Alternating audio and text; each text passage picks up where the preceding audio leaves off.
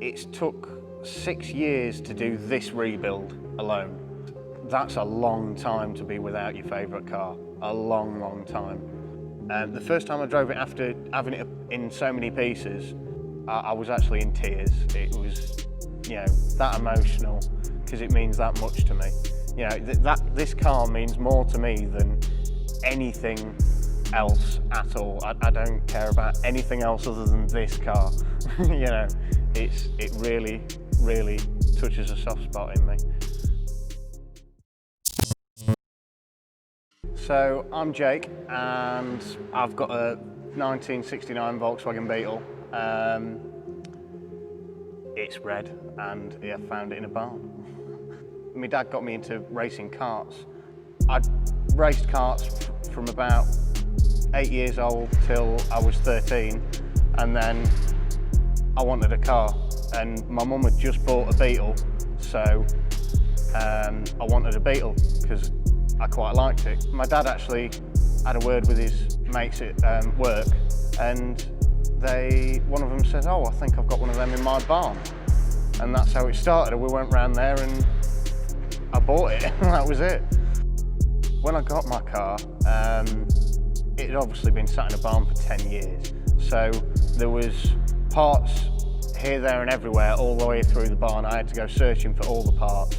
There was a dead mummified cat behind the engine. It was all in a million pieces like a jigsaw, and I had to learn how to put it back together.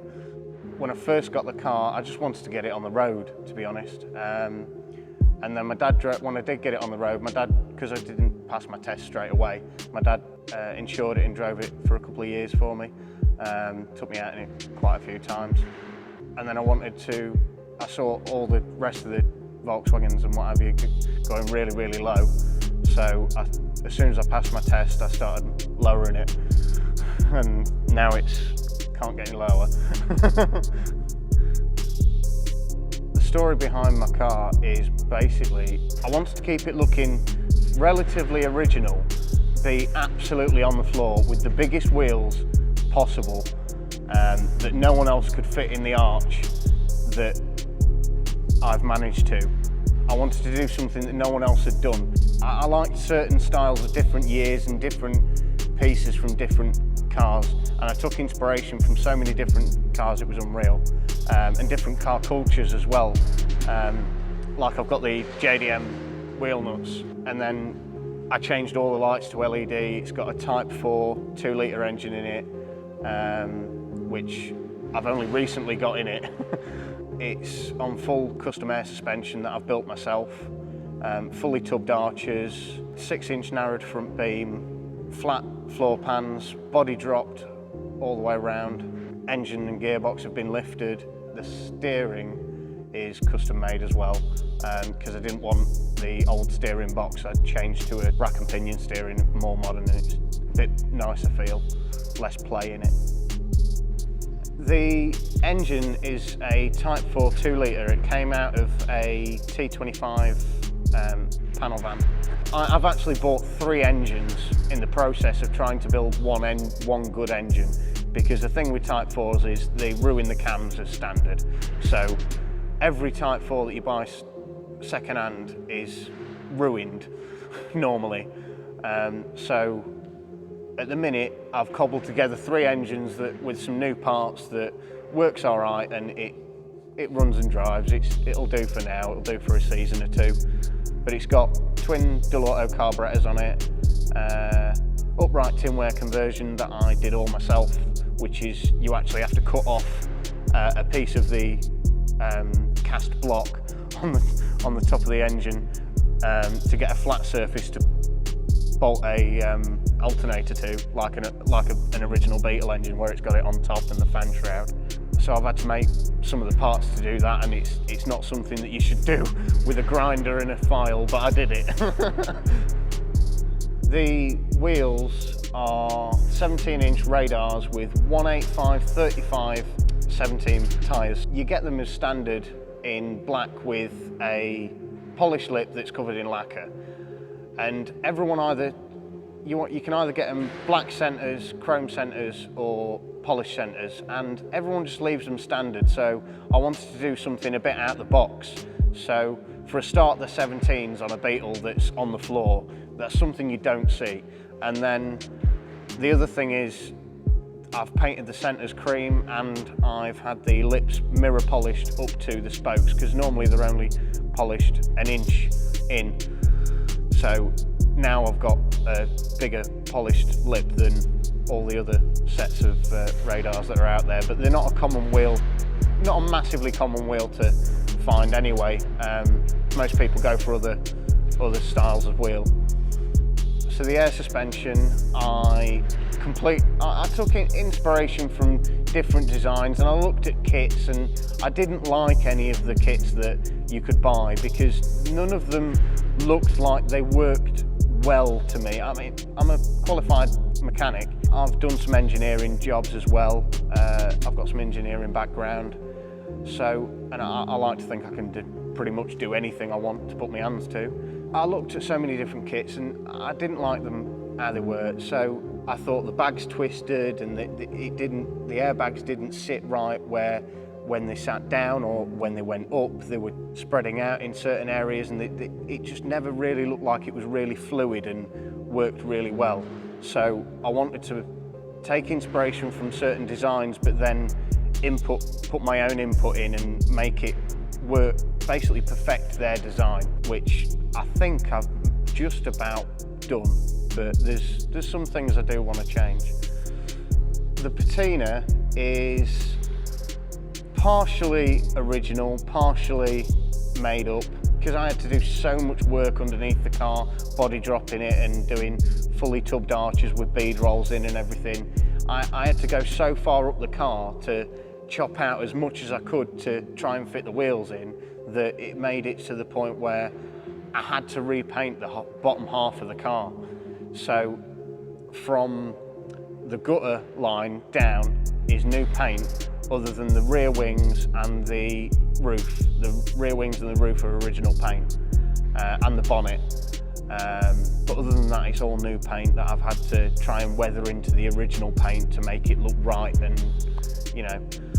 But when you're doing something to this magnitude, you've got to try and, I want to try and keep it looking like it had just come out of the barn, but it was completely done. So it took a lot of work to try and get it to this stage, but it's going to take a lot more work to get it to the stage where I want it. There's a long list that still needs doing to this car. It's took me so long to figure out what I want in the car and I've found so many different rare and cool parts that I want to put on the car or make for the car rather than buying them, because I'd much rather make something if I can than buying it. So if I can make something, I'll do that, and it makes it personal, makes it different. It's not something that anyone else can do because I've done it. Everything on this car is done by me. The future plans for the car, it's just go to shows, take nice drives out everywhere. I want to go to Europe with the car. I want to go to European Bug-In, Hessich and Radical Bugs and the Volkswagen factory, go around the museum and all that lot. It's a big 2-week trip. So I want to go round all that with the car, and I just want to enjoy it, you know. The biggest difficulties with this car is because everything is handmade by myself, and it's got to be a certain way because I want it a certain way. I've had to do everything myself. I've had help with certain things, like my mate Jack helped me with the paintwork, getting it to the standard that I wanted it, but it's not quite to there yet, but it's getting there. We want to make it really, really, really shine. So the biggest difficulty is trying to find parts that will work, making parts that will work really, really well, and modifying it in a way that benefits the car and driving, but also looks cool and is stylish, and it goes with the whole theme of the car. The end result isn't really what I expected, but it's better than I expected, if that makes sense. It's actually took me by surprise a little bit how much I've fallen in love with it again, because over the years of doing the rebuild, I've had so many ups and downs with, you know, missing shows and missing all my friends and missing work and having to spend all of my money, and you know, it's been such a roller coaster. It's incredible. Well, I drove it on the road for a few years before I stripped it and rebuilt it, and I went everywhere in it. I went to shows all over the country. I did road trips with my friends. I did crazy road trips for like 4 days where we went to like 3 different shows and a meet, and you know, it was just incredible, you know, driving on the road, just not knowing where the next stop was, but just sort of jumping from show and meet to meet. And it was over about a week or so, and it was absolutely incredible, with some good friends of mine. The car's purpose is to basically go to shows and wow people at what the limits are. I wanted to break all the limits of what everyone else thought was the limit and basically change the scene if I could. But I don't think anyone's going to be able to beat that. Biggest achievement with the car up to date is probably getting an award at Skeg Vegas. I won an award not last year, but the year before, for it was actually an award that the organisers had gone over to a show in Indonesia, and it's a massive custom Volkswagen show, and they brought back a trophy with them because they got friends with the organisers over there, and they brought back this trophy and they awarded it to me because it was most like what they do in Indonesia, because they go really to the extreme of